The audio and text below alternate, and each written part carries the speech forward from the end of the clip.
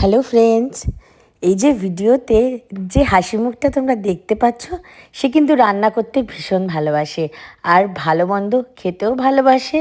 তাই সুযোগ পেলেই অথবা উইকেন্ডে সে কিচেনটা দখল করে নেয়। হ্যাঁ, এই উইকেন্ডেও সেরকম ও বানিয়ে ফেললো আমাদের ভীষণ ভীষণ প্রিয় চিকেন 65 বিরিয়ানি। এটা একটু অন্যরকমভাবে রান্না করা হয়। আমাদের যে টিপিক্যাল যে কলকাতার বিরিয়ানি সেরকম না, খেতেও অন্যরকম হয়, একটু স্পাইসি হয়, ভীষণ চটপটা, দুর্দান্ত খেতে হয়।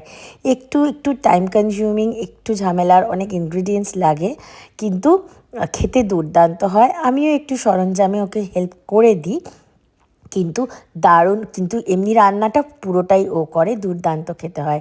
তো এই বিরিয়ানি কারা কারা খেতে ভালোবাসো কমেন্ট করো। আর এই চিকেন 65 বিরিয়ানির সাথে মির্চ কাসালানো ও বানিয়েছিল, দুটোই অসাধারণ হয়েছিল খেতে।